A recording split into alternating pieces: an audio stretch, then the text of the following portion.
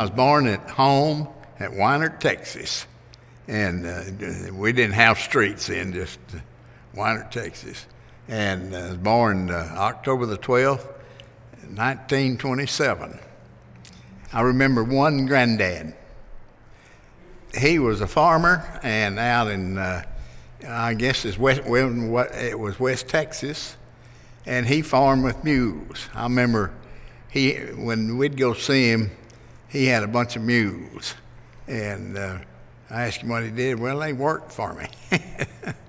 And he died when I was on the way back from overseas. Andrew Jackson Spratlin. My daddy's name was Willie Lafayette Johnson. My mother's name was Irene Ludine Johnson. And my dad, he had leased a ranch and ranched. He had a service station and a garage. He had the dray line. He bought wheat. He bought cattle. And he had a little business. He wound up in the laundry business. He had a sixth grade education, and his daddy died, and his mother remarried. So he kicked Daddy out when he was 10 years old. So Daddy worked at the Stanford Inn in Stanford, Texas, washed dishes when he was 10 years old. So my dad worked hard all of his life. He had leased a section of land in close to Stafford Lake, and part of it now is in Stafford Lake, and he leased it and had I forgot how many head of cattle, but it's back in the 30s when Roosevelt come into the presidency, and he had a program that they paid the ranchers and farmers to shoot some cattle and just leave them lie. Don't eat them or don't do anything. Just let them rot. And so he did that. And I was with him. He burned these cactus, burned the stickers off of them. Looked like a flamethrower. And the old cows would come by and eat those things while it's hot. They loved them. And so then he moved from there back to Weinert, Texas, and he had a garage and a service station. And he had this old pump, and I think a gallon of gas then was 16 cents. He made money for a while, he really did. He did good for sixth grade. He raised three boys anyway. Willie Tom Johnson is my oldest brother, and Jack Allen Johnson, my second brother. They're both dead. Now, if you notice, my daddy's name was Willie, and Debbie, my oldest brother, was Willie. Well, I named myself Willie for this reason. I was trying to join the Navy when I was 17, and I went up there and they said, you have to have a birth certificate. Well, at the courthouse in Haskell, the doctor didn't file one. So she said, well, is the doctor still living? I said, yeah. So anyway, she gave me a form, and I went back to Dr. Cadenhead, James F. Cadenhead. And he filled it out, and I took it back. It had Russell Johnson. I said, well, what's your first name? I said, Russell. What's your second? Well, I just have two names, Russell Johnson. No, we can't issue a birth certificate. You got to have three names. I said, okay, put down Willie Russell. So I named myself Willie. And then somehow I didn't go to the Navy then. My dad told me when I was in school, he said, son, you're having the most fun you're ever going to have in your life. And I think he was right. But it wasn't anything to do. There wasn't drugs there. There wasn't, I don't know, I just had a lot of fun in school. And we went, fishing, hunting, and so forth. And of course, when boys got 13 or 14, they went girl hunting. So anyway, I had a big time in growing up in Weinert, Texas. I wasn't an A student in anything, I don't think. But anyway, I got out of school. When I got out of high school, which was in May of 1945. My best friend and I enrolled at North Texas State University in Denton, Texas, North Texas State College then. And so the World War was still going on, or they hadn't declared an end of it yet. So I was drafted in December of 1945. I was one of the last 5 to be drafted out of Haskell County for World War II. I went to Camp Crowder, did my basic. They shipped me from Camp Crowder, Fort Monmouth, New Jersey, to a radio school. It's dot, dit, dot. Boy, it just like drove me crazy. I went to the company commander. I said, "Sir, I just don't like this radio school. I want to go overseas or something." Yeah. He said, "Well, you want to go overseas?" "Yeah, I want to go overseas." "So, okay. Well, you know what you're saying?" I said, "Yes, sir." So they shipped me to Korea. And I was on the ship about 17 days. It went over. A lot of us got seasick, too. It was called a Victory ship. And at the time, I thought that was the biggest ship. It was the biggest ship I'd ever seen. And it was just a small Victory ship. I was over there about a year, and then they shipped me back. I think the Army did me good. It'll make a kid grow up. It really will. And I did a lot of growing up there. A couple of buddies of mine, we were driving around the big city of Wynert, which it don't take long to drive around it. But high school let out, and she was walking home from high school. And I said, "Well, how about me taking you home?" "I know." And she told me later, "You had 3 boys. I wasn't about to get in the car." So anyway, I just sort of passed that on, and then that was probably in July or August or something of 47. And so over at Matson was a little country school, and I went over one November. My best buddy, Raymond Pickering, I went over there, and she was playing volleyball over Wynert against Matson. And I said, "Well, hey, I met you the other day." "Yeah, I know. How about me taking you home?" "No, we have to ride. If we come over here on the school bus, we got to ride back." "Well, you gonna get off school bus at Wynert, aren't you?" "Yeah." "Well, can I pick you up there and take you home?" "Well, yeah." So I did, and that was the beginning of it. And that was probably November or October of 47. And we got married then in July of 48. She was 17. We got married in July, and then she turned 18 in November. And I was 20. And I turned 21 in October. So we was pretty, for all practical purposes, 17 and 20. My dad had combines at the time. He had a job combining some maize for Preston Wynert. And he was a descendant of the guy that Wynert was after. I think he was the son. And that was a sting in this maize. I don't know whether you know anything about maize, but it has a shaft. Some of it stung and some of it didn't. And I stung. I climbed off that combine. So I said, "Dad, I think I'll just go to school. I got the GI Bill." He grinned. I can still see his blue eyes. I said, "I figured you would." We got married in July of 48. And I started school at Hardin Simmons University in September of 48. And I got off 4 years' work in 2 years and 3 months. So I worked in 40 hours a week.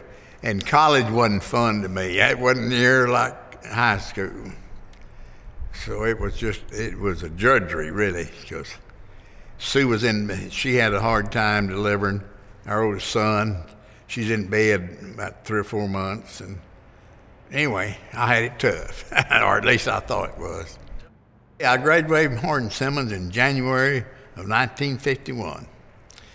I found a job with a public accountant, W.E. Cook. I made $95.30 twice a month. That was my take-home pay. My salary was $200 a month. And then I found me another job in Sherman after about 6 months or 8 months or a year, I forgot now, for $250 a month.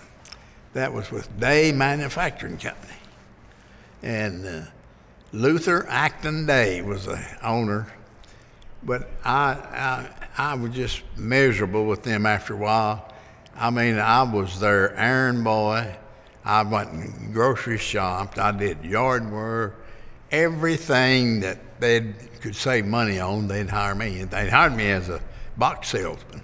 So I joined the Air Force. So I took my physical, and he wouldn't pass me because I've always had a bad left eye. It's bad. I can barely see out of it. And he said, well, I can't pass you. Why?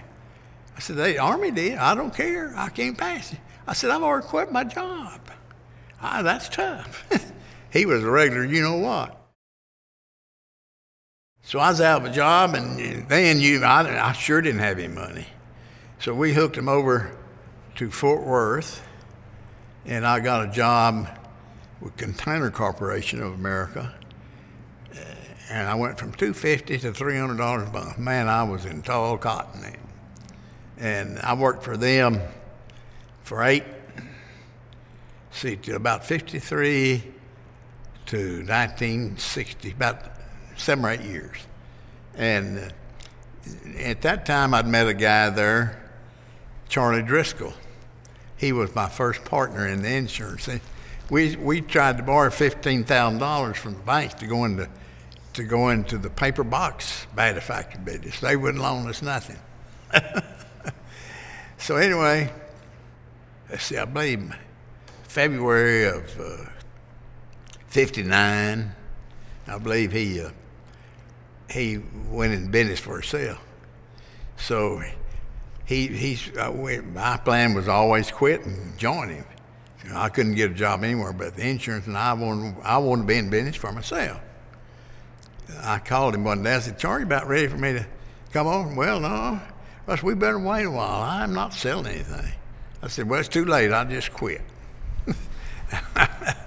I've been in the business really since 1959. I got my license in 1960. I got my life license in 1959, but I got my agency license in 1960. So I've been in it ever since. I moved to Bedford in February of 1958. It was a 3-bedroom, 2-bath, central heat, not central air, wooded lot and a beautiful lot for $10,000. And that was February of 1958. And then I moved to Hurst in January the 1st, 1960. I bought another house about the same size, a little bigger, and it was 11 or 12,000. January the 1st, 1960, I moved to Hurst. It was probably 18, 19,000, and that's a good guess. Bell Helicopter was the guts of it, and Bell Helicopter's in Fort Worth. Of course, that's some of the big boys doing downtown. They zoned the strip right down. They wanted Fort Worth wanted it, so they got it. But Hurst enjoyed the benefits of the people working there. So it was just a helicopter town, and it had a few. When I come out here, I think there was one grocery store, maybe one supermarket, if you could term it that, and that was Worth Food Market. And then there was another one, wasn't a supermarket, but 2 grocery stores and a few service stations. Wasn't any, all this out here right now we're looking at. It's farmland. People hunted out here. There was hog farms and everything else. Bob George, he had a grocery store up here. I said it wasn't many grocery stores. His was one of them. But it was a little family-owned grocery store. It was sure, by any means, it sure wasn't a supermarket. But that was when people come in, charge stuff. George, you got a gallon of milk? Charge. He'd write down, and then these little sales slips or books, each one of them wrote on top, Russell Johnson. Then put that in there, and he'd get your charge deal there. You're supposed to pay at the end of the month when you go by and pay it. Bob was an old timer of Hearst. I don't know when he moved out here, but he was 20 years older than me. Jack Clark up here on Pipeline Road at the time, he's a drive-in. So I know a friend of mine, Bob Jones, had Arc Electric Company, and he had a couple of daughters, and they were horse crazy, like so many people. They had horses, so they'd ride their horse up and order a hamburger or something. Jack Clark got a kick out of that. And he was a hamburger guy.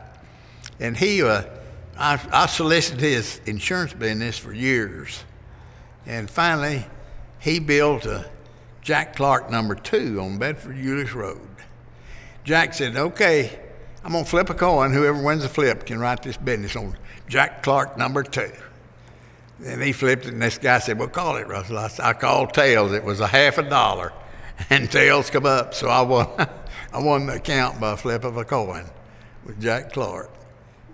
Everybody's in business went to Polly's Diner, and they transacted a lot of business at Polly's Diner. And Charlie and I went up there, and we'd always sell with some builder's wrist, or we'd sell something.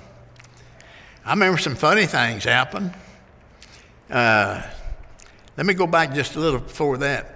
This is about my first partner. He was out here before I was, and he joined the volunteer fire department. We joined different things so we could meet people.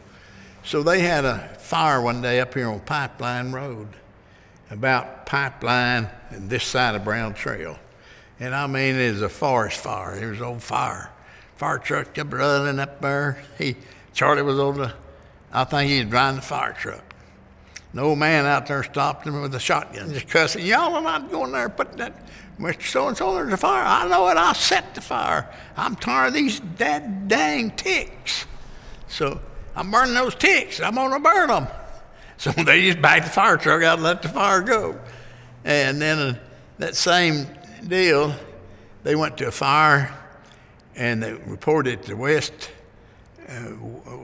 end of East Pipeline or something like that. Anyway, they got the direction mixed up. They went the wrong way and turned around. They found out they'd dropped 200 foot of hose along the road. It was a young junior chamber of commerce that when you got 35, you weren't eligible. You had to get out, and you couldn't join it if you was over 35 or older. So we did a lot of civic deals. We built a park. I believe it's J.C. Baker Park up here on the highway, off the highway, up in Hearst Hills.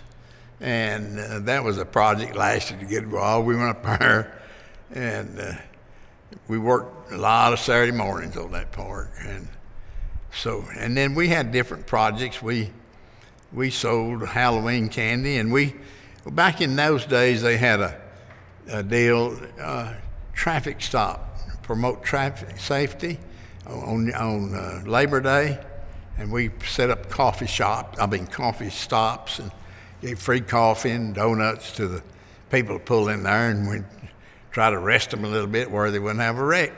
I was second president of JC's out here. Orville Sloan was the first one, and that was in 1960 and 61, I believe.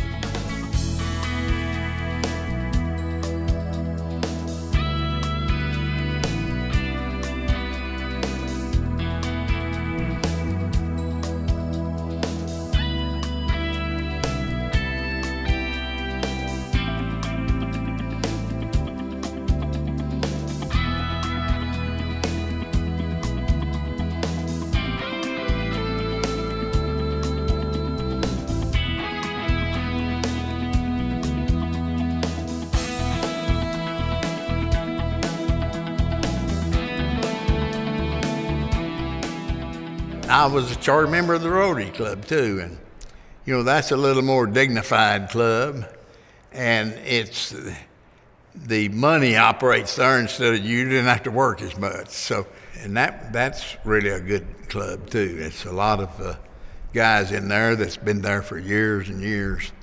We gave a lot of money to different different clubs and stuff that needed the money.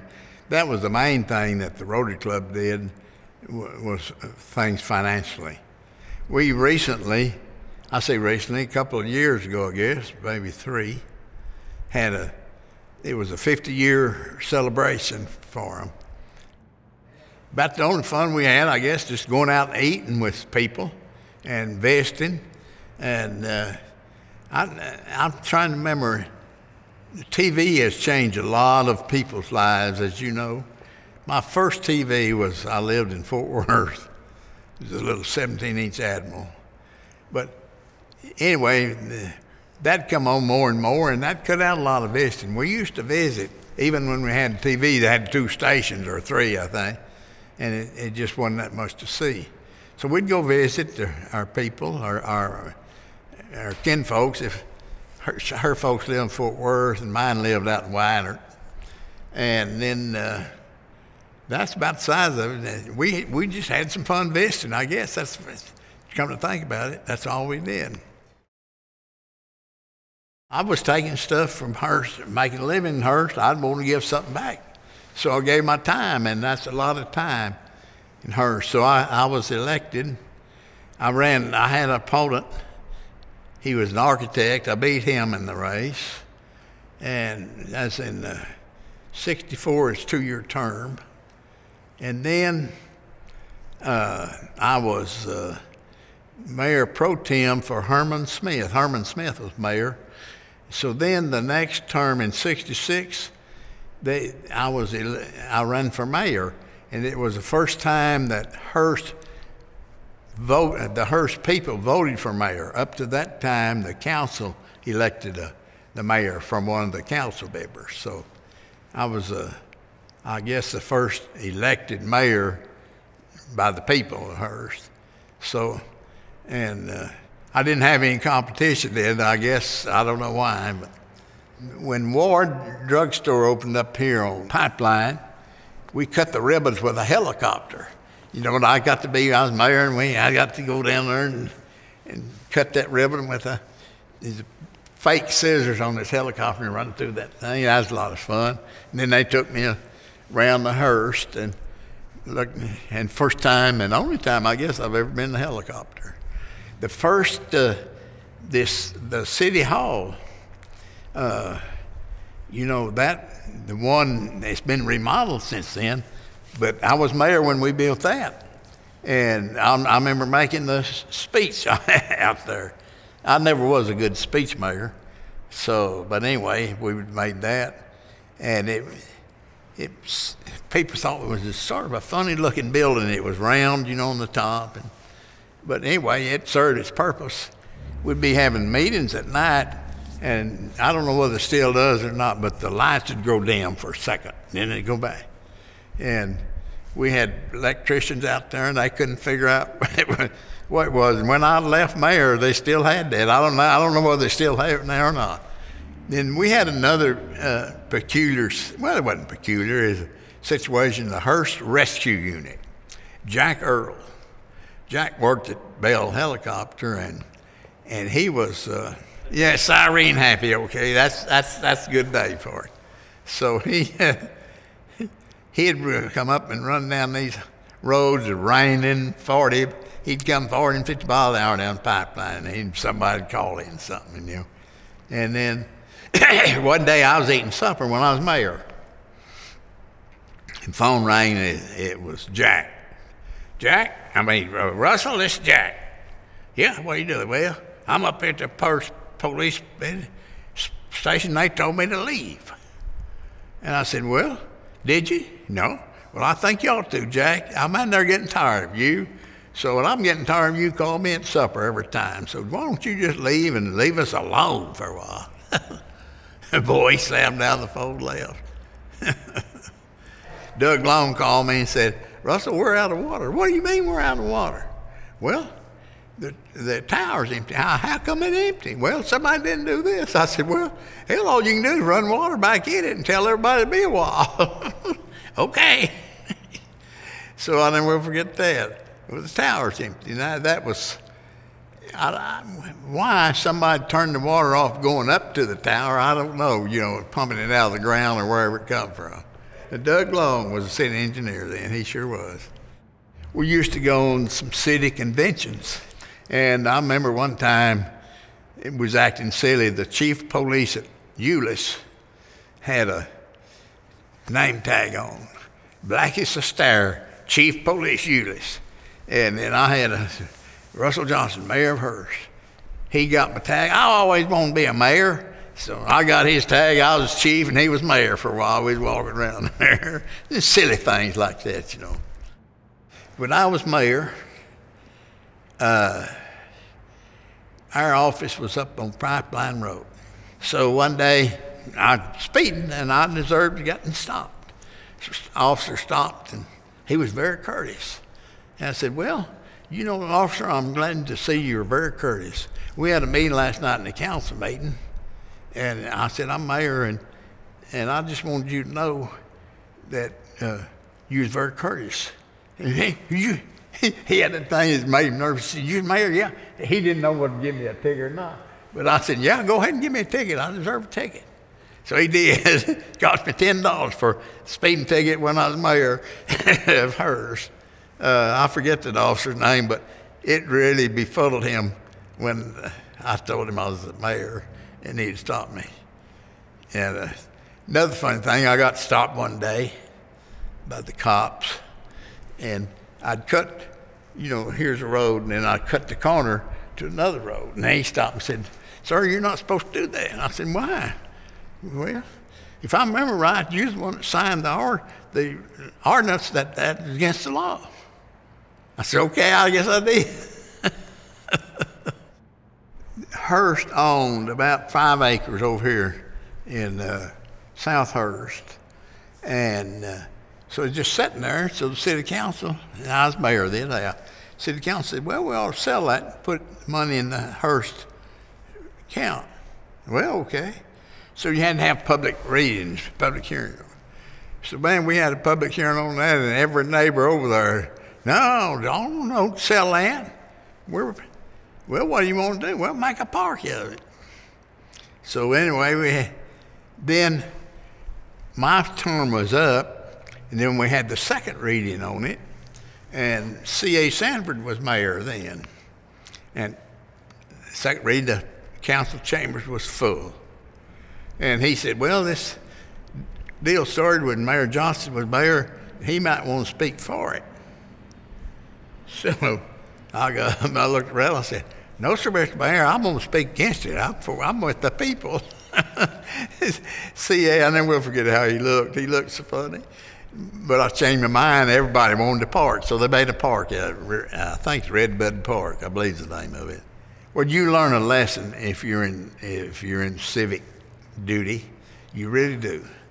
And, the good Lord was on the earth, and they persecuted him, and they killed him, and he was a perfect man. And now you can imagine what they'll do to anybody. So you can't please everybody. If you please 51% of the people, you're doing good. I always like to think I please at least 60. I started with Charlie. We formed a partnership. He had about $10,000 in premium, not commission. We grew that business and grew it, and till we got, let's see, at one time there was 6 partners. So in 1976, I pulled out of the partnership. My oldest son and I did, and started Johnson Insurance Agency. And then when we made a living, in 1985, the business got so bad, the companies got where they wouldn't write anything, and we had to cluster. So my old agency and us and 2 or 3 more agencies went together where we could just have one reception room, one this, one that, instead of 4 or 5. So that's the only way we survived. That 85 just broke a lot of insurance agents. and business was bad, bad, bad. And then we survived that. As today, we got 3 or 4 different agencies, and we all operate as Texas Insurance Group. Bill Souter made more money out here than anybody, I guess. He was the postmaster for a long time, and then he got into banking, and then he got into buying houses and buying land and selling. Bob, I don't think got rich, but he worked for Bell Helicopter, and he was Hearst mayor for about 10 years, I believe. Bill was 20 years. Mayor Ward beat Bill 3 votes. I call it landslide Ward. Charles Swain, yeah, he was on the council, I don't know, 30 years or more. He retired, I think, here. But he's a good man. I like Charles. Bob Holder was influential. He was in the building business, and his brother and them was old Hearstites. H.L. Merrill, he was influential. He was in the dirt moving business. He was in the excavating business. He had a bunch of caterpillars and earth moving equipment. And he was a good man.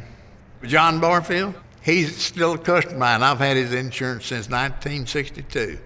And he's built a lot of houses, and he's in development now. He's still land development. I went to his 9th birthday party the other day, and he's still going strong, but he's built a lot of houses. He's been influential. I don't know how many houses he's built in Hearst, a bunch. Superintendent of schools out here at the time was Newell O'Dell, and he was a tall guy, and he was an extrovert if there ever was one.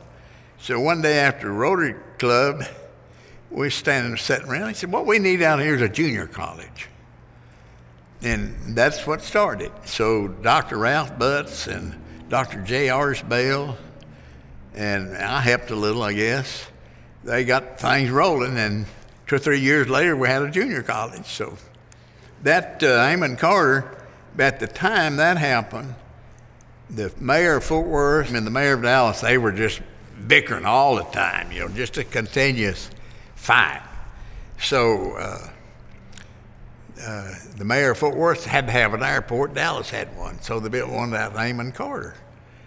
When that was built, I was traveling some for Container Corporation, and if I was going somewhere, I'd get on an airplane in Fort Worth and then land over in Dallas, just up and down.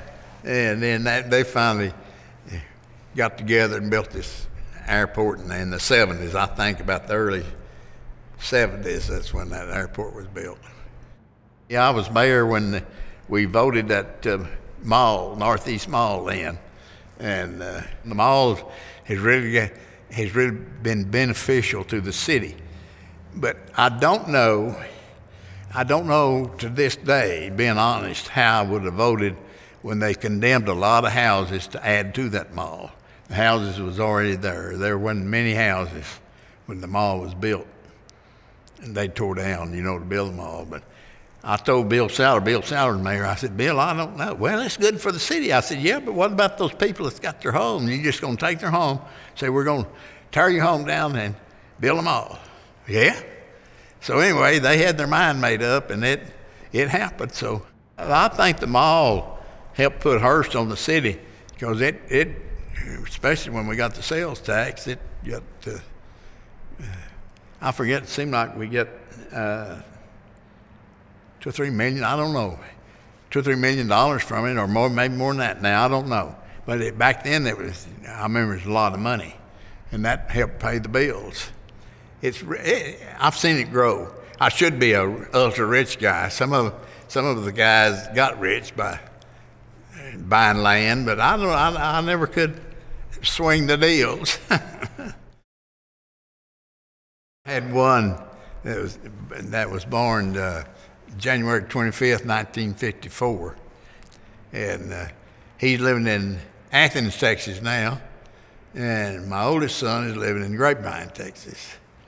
I have 4 grandkids and 12 great-grandkids. the, the grandkids did better than I did, didn't they? That I was fair and that I was honest. And I've always tried to be that way.